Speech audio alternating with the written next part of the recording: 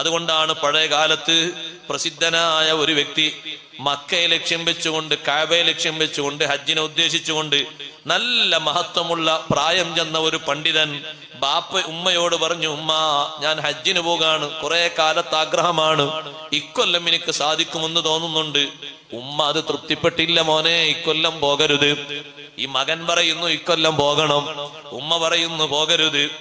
ഈ പ്രായമുള്ള നല്ല പണ്ഡിതനായ വ്യക്തിക്ക് ഉമ്മാനെ തൃപ്തിപ്പെടുത്തിയിട്ട് സന്തോഷ പുരസ്സരം പോകാൻ കഴിയാതെ പോകണമെന്ന താല്പര്യത്തോടെ മക്കയിലേക്ക് വാഹനവും എടുത്തങ്ങ് പുറപ്പെട്ടു.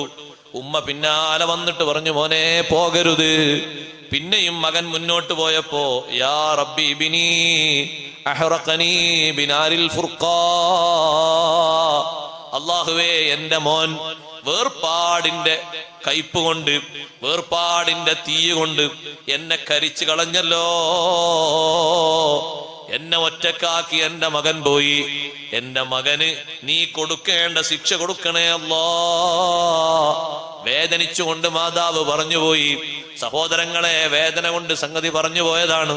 ഉമ്മാന്റെ പൊരുത്തമാണ് അവിടെ സ്വീകരിക്കേണ്ടിയിരുന്നത്. പോകുന്നത് പരിശുദ്ധമായ ഹജ്ജിനാണ്. അള്ളാഹു ഏറ്റവും തൃപ്തിപ്പെടുന്ന ഒരു അമലിനാണ്. ആ അമല് ചെയ്തിട്ട് ഉമ്മ പ്രസവിച്ച ദിവസത്തിലെ കുഞ്ഞിനെ പോലെ തിരിച്ചു വരണം. അതിന് ഉമ്മാന്റെ തൃപ്തിയും സമ്മതവും വേണം. അദ്ദേഹം അങ്ങനെ പോയി, കുറെ പ്രദേശങ്ങളിലൂടെ കടന്നുപോയി. അവസാനം രാത്രിയായപ്പോൾ ഒരു പള്ളിയിലേക്ക് പ്രവേശിച്ചു.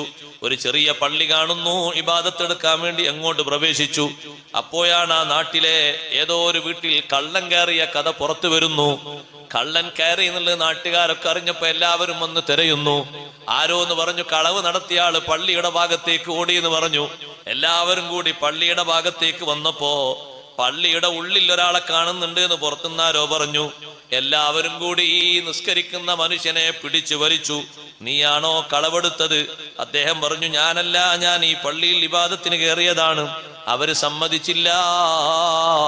നേരെ കൊണ്ടുപോയി രാജാവിന്റെ അടുത്തേക്ക് കൊണ്ടുപോയി. രാജാവ് 2 കൈയും 2 കാലും മുറിക്കാൻ കൽപ്പിച്ചു. രാത്രി വീട്ടിൽ കയറി കവർച്ച നടത്തി എന്നുള്ളതിന് ശിക്ഷ കൊടുത്തു, നല്ല ശിക്ഷ. പുറമേ 2 കണ്ണും ചൂഴ്ന്നെടുക്കാൻ വേണ്ടി പറഞ്ഞു. ജനങ്ങൾ അതാ, ആളുകൾ രാജാവിന്റെ ഉത്തരവനുസരിച്ച് കാര്യങ്ങൾ ചെയ്യുന്നു.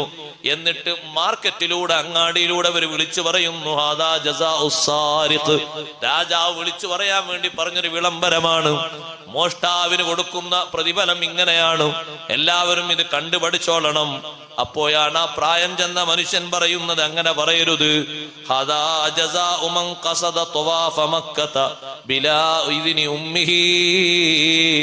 ഉമ്മാന്റെ അനുവാദം വാങ്ങാതെ മക്ക കാണാൻ പോയ ആളുകൾക്ക് കിട്ടിയ ജസാ ആണ് എന്ന് പറയണം. ഉമ്മാന്റെ സമ്മതമില്ലാതെ ഹജ്ജിന് വേണ്ടി യാത്ര തിരിച്ച, ത്വവാഫിന് വേണ്ടി യാത്ര തിരിച്ച ആൾക്ക് അള്ളാഹു കൊടുത്ത പ്രതിഫലം ഇങ്ങനെയാണെന്ന് പറയണം. അവര് ഇങ്ങനെ മനസ്സിലാക്കിയപ്പോൾ എല്ലാവരും കൂടി മനുഷ്യനെ താഴെ വെച്ചു. എന്നിട്ട് കാര്യങ്ങൾ ചോദിച്ചറിഞ്ഞു. ഉമ്മാനെ വിശേഷങ്ങളൊക്കെ പറഞ്ഞു, അടയാളങ്ങളും പറഞ്ഞു. ഉമ്മാനെ തേടിപ്പിടിച്ചവര് പോയി. ഉമ്മാനെ പല നാടുകളും മറികടന്ന് അദ്ദേഹത്തിന്റെ ഉമ്മയുള്ള നാട്ടിലേക്ക് എത്തി. ഉമ്മാനെ വിളിച്ചു കൊണ്ടുവന്നു. ഈ മനുഷ്യൻ 2 കൈയും 2 കാലും 2 കണ്ണും ഛേദിക്കപ്പെട്ട മനുഷ്യൻ ഒരു ഭാഗത്തങ്ങനെ കടിയുന്നു. അദ്ദേഹം ഉമ്മാനെ വിളിക്കുന്നുണ്ട്. ഉമ്മ അടുത്ത് വരുന്നു. ഉമ്മാനെ അടുത്തെത്തിയപ്പോൾ ഉമ്മ ചോദിക്കുന്നു, എന്റെ മോൻ എവിടെയാണ്? നിങ്ങളെ മകനാണ് ഇരിക്കുന്നത്. അവിടെ പ്രത്യേകമായൊരു കൊട്ടയിൽ വെച്ചിരിക്കുന്നത് നിങ്ങളെ മകനാണ്. മകനോട് പറയുന്നു, മോനെ, കൈ നീട്ടിത്തരണം. മകൻ പറയുന്നു, എനിക്ക് നീട്ടാൻ പറ്റിയ കൈകളില്ല. നിനക്ക് ഞാനല്ലേ ഭക്ഷണം തന്നത്, നിനക്ക് ഞാനല്ലേ വെള്ളം തന്നത്, നീ എന്തേ എന്നിലേക്ക് നടന്നു വരാത്തത്? നടന്നു വരാൻ എന്റെ കൈകളില്ല ഉമ്മ. നിങ്ങളെ കാണാൻ എനിക്ക് 2 കണ്ണുമില്ല. ഉമ്മ ഒരു പത്തിരി എടുത്തു, മകന്റെ വായിലേക്ക് വെച്ചു കൊടുത്തു. നല്ല തണുത്ത വെള്ളവും ഒഴിച്ചു കൊടുത്തു. അതേ, ആ പത്തിരി അങ്ങനെ വായിലേക്ക് വെച്ചപ്പോ ഉമ്മാന്റെ കൈ മുഖത്ത് തടവിയപ്പോൾ ഇത് യഥാർത്ഥ ഉമ്മയാണെന്ന് അനുഭവിച്ചപ്പോ ഉമ്മാനോട് പറഞ്ഞു, ഉമ്മ, അവസാന ഘട്ടത്തിലാണ് ഞാനും നിങ്ങളും. ഇനി നമ്മൾ ദുനിയാവിൽ ജീവിച്ചിട്ട് കാര്യമില്ല, നിങ്ങൾക്ക് ഖിദ്മത്തെടുക്കാൻ എനിക്ക് ശേഷിയില്ല, എന്റെ എല്ലാ ആരോഗ്യവും പോയിട്ടുണ്ട്, എനിക്ക് നിങ്ങൾ പൊരുത്തപ്പെട്ടു തരണം, ആ പൊരുത്തത്തിലായി വേർപിരിയണം. ആ സമയത്ത് ഉമ്മ ദുആ ചെയ്യുന്നു, അല്ലാ എന്റെ മകന് ഞാൻ പൊരുത്തപ്പെട്ടു കൊടുത്തു, ആ പൊരുത്തം നീ സ്വീകരിച്ചെങ്കിൽ ഇനി ഈ ഒരവസ്ഥയിൽ ഞങ്ങളെ രണ്ടുപേരെയും മുന്നോട്ട് നീക്കാതെ ഇവിടെ വെച്ച് തന്നെ ഞങ്ങളെ വേർപിരിക്കൂ അല്ലാ. ഹജ്ജിന് വേണ്ടി പുറപ്പെട്ട മകന് കിട്ടിയ ശിക്ഷ, ഹജ്ജിന് വേണ്ടി പരിശുദ്ധമായ മക്ക ഉദ്ദേശിച്ച് ഉമ്മാന്റെ പൊരുത്തം വാങ്ങാതെ പോയി കിട്ടിയ ആൾക്കുള്ള ശിക്ഷ, ഏതോ നാട്ടിൽ കള്ളം കയറിയപ്പതിന് ബലിയാടായി പോയി. ആ ഉമ്മ വീട്ടിൽ നിന്ന് ഇറങ്ങി മകന്റെ വേർപാടിന്റെ സമയത്ത് മനസ്സുകൊണ്ട് വേദനിച്ചു പറഞ്ഞൊരു വാക്ക്, ആ വാക്കിന് വലിയ നിലവാരമുണ്ട്. നമ്മൾ മനസ്സിലാക്കണം, അഷ്റഫുൽ ഖൽഖ് റസൂലുള്ളാഹി സ്വല്ലല്ലാഹു അലൈഹി വസല്ലമ തങ്ങൾ ഒരു സ്വഹാബിയുടെ അവസ്ഥ കണ്ടിട്ട്, നബി തങ്ങൾ ഏറ്റവും കൂടുതൽ സ്നേഹിച്ച നല്ലൊരു സ്വഹാബിയായിരുന്നു അബ്ദുല്ലാഹി ഇബ്നു സലാം റളിയല്ലാഹു അൻഹു. മഹാനവറുകളുടെ മരണരംഗത്തുള്ള അവസ്ഥ കണ്ടപ്പോൾ സ്വഹാബത്തിനെ മൊത്തം വിളിച്ചു ഉപദേശിച്ചിട്ടുണ്ട്, നിങ്ങളിൽ ആരെങ്കിലും സ്വന്തം ഉമ്മയേക്കാൾ ഭാര്യയ്ക്ക് സ്ഥാനം നൽകിയിട്ട് ഉമ്മാനെ വിഷമത്തിലാക്കിയാൽ റബ്ബ് സുബ്ഹാനഹു വ തആല നിങ്ങൾക്ക് മാപ്പ് തരൂല. എല്ലാവരെയും വിളിച്ചു പറഞ്ഞിട്ടുണ്ട്, അതേ ബാപ്പയും ഉമ്മയുമുണ്ട്, അവരെ തൃപ്തിപ്പെടുത്താതെ മരിച്ചു പോകരുത്, അവരെ പൊരുത്തം വാങ്ങാതെ മരിച്ചു പോകരുത്, സന്തോഷത്തോടെ ജീവിച്ചിട്ട് അവരെ പൊരുത്തത്തോടെ മരിച്ചു പോകണം. ഇതുപോലൊരവസ്ഥ നിങ്ങൾക്ക് വന്നുകൂടാ. അബ്ദുല്ലാഹി ഇബ്നു സലാം റളിയല്ലാഹു അൻഹു എത്ര പ്രഗത്ഭനായ മഹാനാണ്. 2 കൂലി ആഖിറത്തിൽ വാങ്ങുന്ന മഹാനാണ്, 1 കൂലിയല്ല. നമുക്കൊക്കെ 1 കൂലിയേ ഉള്ളൂ. അബ്ദുല്ലാഹി ഇബ്നു സലാം റളിയല്ലാഹുവിന് 2 കൂലി അള്ളാഹു നൽകും എന്ന് ഡയറക്റ്റ് ആയ നബി തങ്ങൾ പറഞ്ഞെടുത്താണ്, അബ്ദുല്ലാഹി ഇബ്നു സലാമെ നിങ്ങൾക്ക് അള്ളാഹു 2 കൂലി തരും. കാരണം ഞാൻ വരുന്നത് വരെ, എന്റെ നുബുവത്ത് നിങ്ങളിലേക്ക് പ്രകാശിതമാകുന്നത് വരെ നിങ്ങൾ യഥാർത്ഥ വിശ്വസ്തനായിരുന്നു, വിശ്വാസിയായി ജീവിച്ചു. നബിയുല്ലാഹി ഈസാ അലൈഹിസ്സലാമിൽ, മൂസാ നബി അലൈഹിസ്സലാമിലൊക്കെ നിങ്ങൾക്ക് നല്ല വിശ്വാസമായിരുന്നു. തൗറാത്ത് ഇഞ്ചീലൊക്കെ അറിയുന്ന ആളാണ് അബ്ദുല്ലാഹി ഇബ്നു സലാം റളിയല്ലാഹു അൻഹു. ഞാൻ വന്നപ്പോൾ നിങ്ങൾ ഒരു വിസമ്മതവും കാണിക്കാതെ 1, 2, 3 വിവരങ്ങൾ എന്നോട് ചോദിച്ചു, എന്നെയും വിശ്വസിച്ചു. 2 ഈമാനാ നിങ്ങൾക്കുള്ളത്, അതുകൊണ്ട് 2 കൂലി അല്ലാഹു നിങ്ങൾക്ക് തരും. പക്ഷെ ഇങ്ങനൊക്കെ പറഞ്ഞെങ്കിലും മൗത്തിന്റെ നേരത്ത് കണ്ട ഭയാനകത കൊണ്ട് നബി സല്ലല്ലാഹു അലൈഹി വസല്ലം നിങ്ങൾ സ്വഹാബത്തിനോട് മൊത്തം പറഞ്ഞു. ആ ജനാസ മുന്നിൽ വെച്ചുകൊണ്ട് തങ്ങൾ പറഞ്ഞു, ഇതേ ഒരവസ്ഥ നിങ്ങൾക്കാർക്കും വരരുത്. കലിമ ചൊല്ലാൻ നാവ് പടച്ച് കളിക്കുന്ന ഒരവസ്ഥയാണ് വന്നത്. എത്ര ചൊല്ലിക്കൊടുത്തിട്ടും കിട്ടാത്തൊരവസ്ഥ. എത്രമാത്രം വലിയ സ്ഥാനമുള്ള മഹാനാണ് ഈ കിടക്കുന്നത്, എത്രമാത്രം ബഹുമതിയുള്ള മഹാനാണ് ഈ കിടക്കുന്നത്. ചെറിയ ആളാണോ ഈ കിടക്കുന്നത്? എന്നിട്ടും ഈ ഒരവസ്ഥ വന്നെങ്കിൽ പരിഗണിക്കേണ്ട വലിയൊരു പരിഗണനയാണ്. സ്വന്തം ഭാര്യയ്ക്ക് ഉമ്മയേക്കാൾ വലിയ ബഹുമാനവും സ്ഥാനവും മാനവും ഒക്കെ നൽകി. അതുകൊണ്ടാണ് നമ്മളൊക്കെ ശ്രദ്ധിക്കേണ്ടത്, വസ്ത്രങ്ങൾ വാങ്ങുമ്പോ ഉമ്മാക്കും വാപ്പാക്കും വാങ്ങണം, ഇരുവർക്കും വാങ്ങണം, അവരെ തൃപ്തിപ്പെടുത്തണം. ഉസ്താദ്, അത് 3 മക്കളും കൂടി 3 ജോഡി വാങ്ങിയാലോ? 3 മക്കളോടും വാപ്പക്കും ഉമ്മക്കുള്ള സന്തോഷം എത്രയാണ്. നമ്മളൊരു സ്ഥലത്ത് പോയിട്ട് നമുക്ക് 5 ആൾക്കാർ ഒരുമിച്ചാണ് വസ്ത്രം കൊണ്ടുവന്നെങ്കിൽ നമ്മൾ 5 ജോഡിയും വാങ്ങും.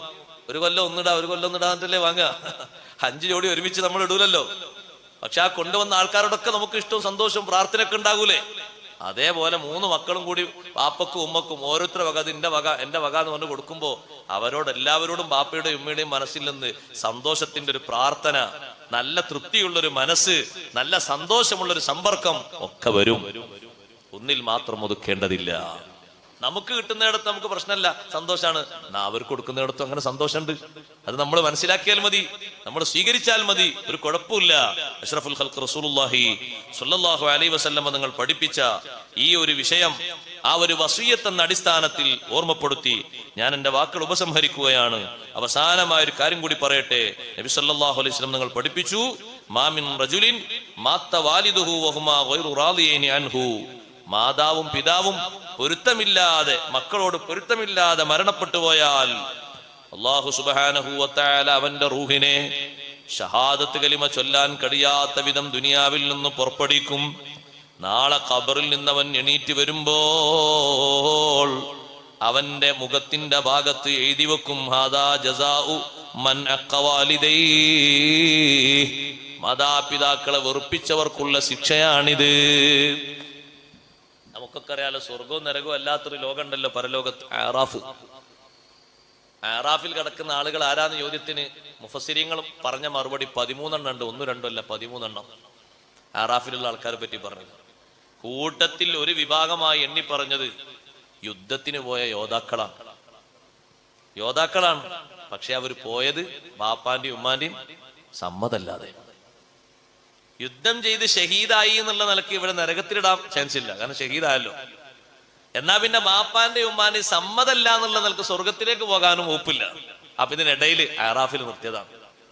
ആറാഫിലുള്ള ആൾക്കാർ സ്വർഗക്കാരെ കാണും, സലാം പറയും. ഖുർആൻ പറഞ്ഞില്ല, സലാം പറയും. സ്വർഗക്കാരെ വിളിച്ചവർ പറയും, നാദൗ അസ്ഹാബൽ ജന്നതി അൻ സലാമുൻ അലൈക്കും, സ്വർഗക്കാരെ അല്ലാഹുവിന്റെ സലാം നിങ്ങൾക്ക് ഉണ്ടാകട്ടെ.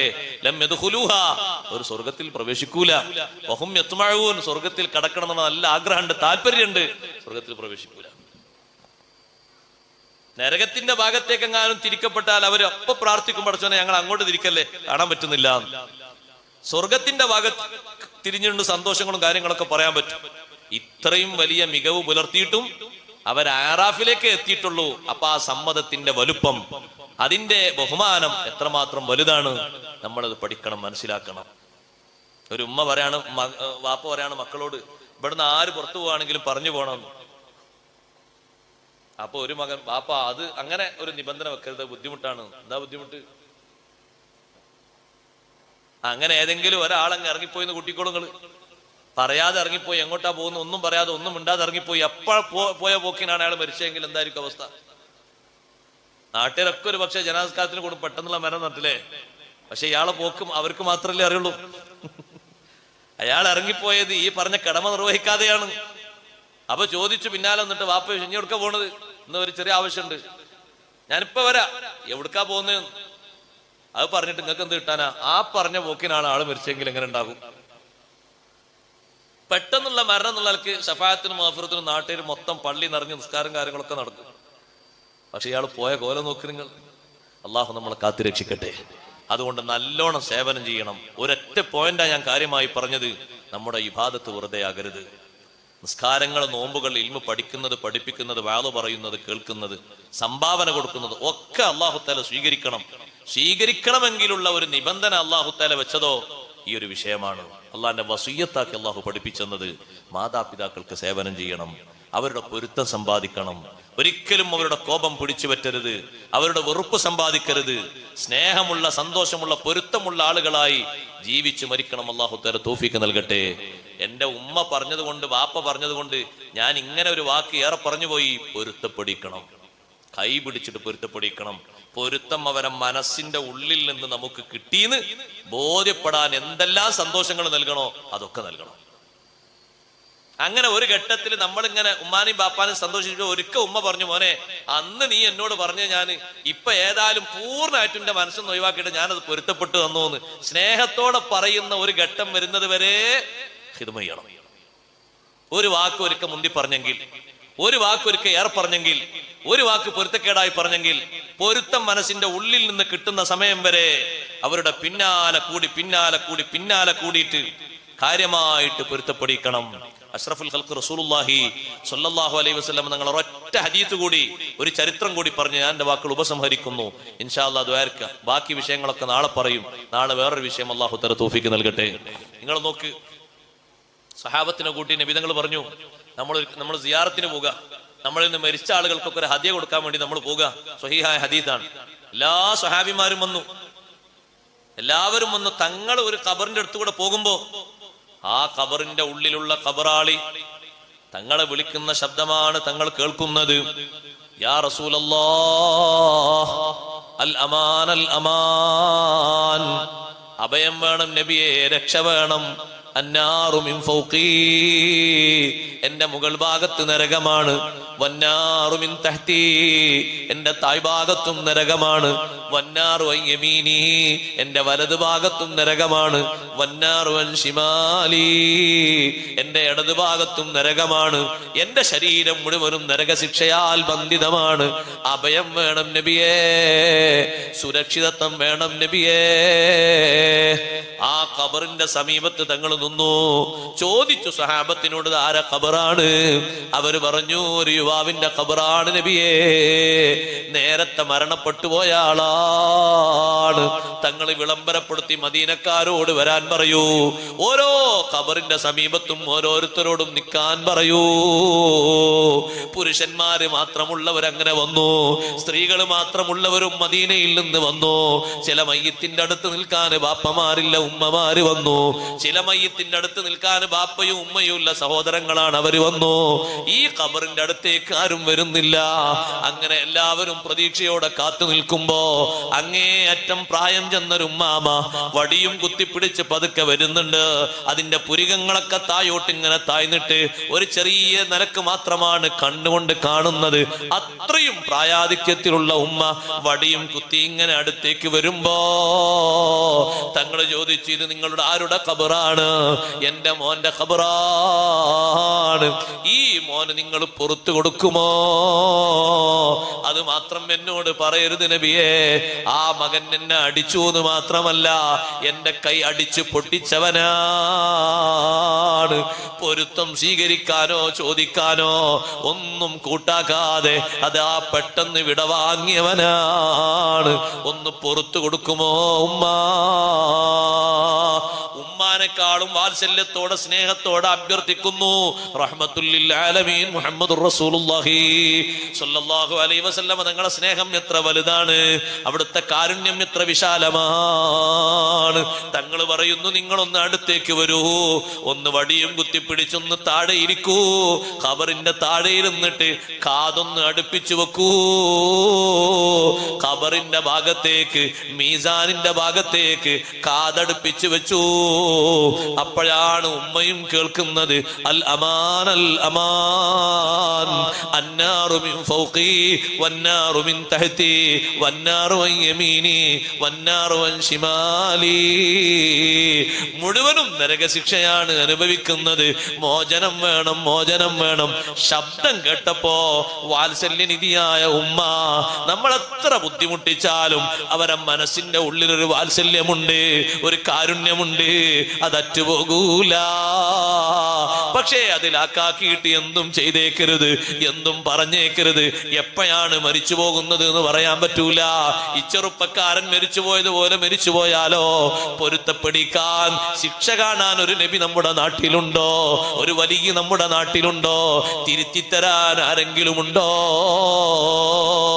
ഉമ്മാനോട് ചോദിച്ചു അല്ലാഹുവിന്റെ റസൂല്, നിങ്ങൾ കേട്ടില്ലേ നിങ്ങളെ മകൻ പറയുന്നത്, ഒച്ച വെക്കുന്നത്, ശബ്ദിക്കുന്നത് കേട്ടില്ലേ? മാപ്പ് കൊടുത്തുകൂടെ? പുറത്തു കൊടുത്തു നബിയേ, ഞാൻ എന്റെ മകന് പുറത്തു കൊടുത്തു. അവൻ എന്നെ തല്ലിയത് സഹിക്കാൻ കഴിയാത്തത് കൊണ്ട്, എന്റെ മനസ്സിന്റെ ഒരു വേദനയായതുകൊണ്ട് ഞാനങ്ങനെ ബാക്കി വെച്ചതാ. അവന്റെ വിളിയാളം, അവന്റെ ആക്രോശം, അവന്റെ ശിക്ഷയുടെ കടുപ്പം എനിക്ക് താങ്ങാവതല്ല. അപ്പോഴാണ് ഖബറിന്റെ ഉള്ളിൽ നിന്ന് അടുത്തൊരു പ്രഖ്യാപനം, ജസാക്കല്ലാഹു അന്നീ യാ റസൂലല്ലാഹ്. അല്ലാഹുവിന്റെ റസൂലേ, തങ്ങൾക്ക് അല്ലാഹു ഒരുപാട് നന്മ തരട്ടെ. എനിക്ക് അല്ലാഹു വലിയ അഭയം തന്നുപോയി, എനിക്ക് അല്ലാഹു വലിയ സുരക്ഷിതത്വം തന്നു, ശിക്ഷ മാറ്റി തന്നു. ഇത് ഞാൻ പറയുമ്പോ അവർക്കൊരു സലാമത്തിനൊന്ന് മുത്തുനബി തങ്ങൾ വന്നതും അങ്ങനെ ചോദിച്ചതും അങ്ങനെ പ്രാർത്ഥിച്ചതും പൊരുത്തപ്പെടിച്ചതും അവസരമാണെങ്കിൽ നമുക്ക് ആരുണ്ട്? നമുക്കാര് തിരുത്തിത്തരാനുണ്ട്? നമുക്കാര് പകരം തരാനുണ്ട്? നമ്മുടെ ഹദറത്തിൽ വരാൻ ആരുണ്ട്?